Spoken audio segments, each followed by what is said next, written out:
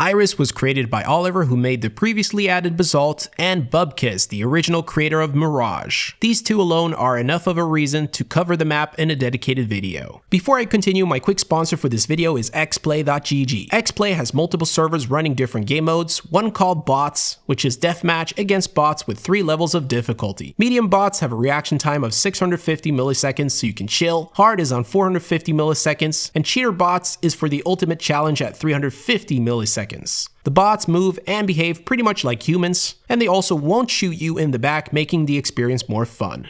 You can hold down E for advanced stats, and they even got challenges on their website where you can win free skins. Check out xplay through my link down below. Iris is a 5v5 bomb defusal map set in a small mid-century town which thrived from its auto industry and can be noticed all over the map. It's got a lot of cool vintage looking cars and old places and areas. The layout is made for fast-paced rounds with shorter contact points, but the map truly shines in its verticality. For example, starting as a T, if you go towards mid, there are 2 paths but 3 different approaches and another floor of combat. Going mid from left side, you can go straight through the Parker Auto Service, and going mid from the right side, you can face middle from lower or upper, passing an ice cream shop with a window overseeing the middle area. While this alone makes the whole mid encounter rather unique, it doesn't end there. Past the shop, you can jump between 2 unfinished buildings, which separates both sides. Falling down means you're now back to lower middle. And if Ts wanted to work even further up this path, they would actually have to boost each other. Once up there, you can pass through the vents and it takes you to CT spawn. See what I mean by verticality? There's a lot of it here, and even more of a huge incentive to boost each other. Going towards A, you can find this balcony which the Ts can access with the boost. Going through the balcony takes you to the site just behind this door. And going towards B, you'll eventually reach this 2-floor tower-looking building before the site, with windows on top and with many more boost possibilities to oversee the area. You're gonna hear me say boost a lot because that's what this map is all about.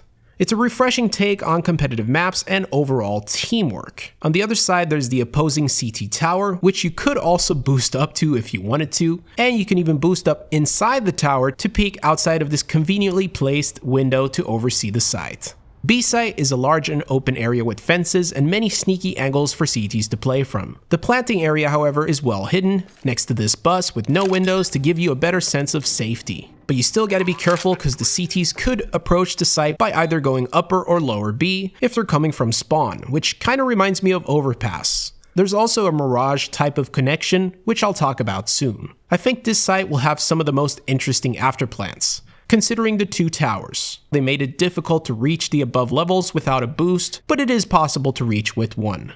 A site is at a gas station next to the diner closer to CT spawn. The entire area has this very city-like layout where you can even go behind the diner, which is pretty cool. Once again, CTs have a lot of options. A couple of them include standing on some of the older cars or objects. Now we get to the very Mirage-y thing on the map, which is the ability to get an overview of both sites from one position. Mirage offers this by playing short, and on Iris, you can play from this tunnel and get that same overview. This also naturally becomes the most optimal choice for quick CT rotations. The contact points of A and middle are roughly 7 seconds. The door on A makes a sound when opened, so it's an audible cue for both teams, and B has the longest contact points at around 10 seconds. Ts get a lot of important key parts of the map that allows them to execute sites without having to fight for most of them. This is also reminiscent of Mirage when executing A or B, where you can pretty much do it from the beginning. To summarize, Iris is a fast-paced 5v5 map all about verticality, team play, and boosting. This converts the gameplay into something different, and it's very refreshing. I can see boosting becoming the signature move for the map, which makes it stand out for being that type of map. And it's not just a gimmick about boosting everywhere either, it's very well thought out. Angles and positions have their pros and cons, and they intuitively lead to the other side of the map's counterparts. It's designed by people with experience and can be felt by just roaming around. It's possible to play the map right now in matchmaking 5v5. Do I like the map? Yes. It is different, and I welcome anything different from what we have today. And the more popular it gets, the longer it stays, until eventually Valve decides its course. Thanks for watching, please like the video to support my content, stay awesome, and go bananas.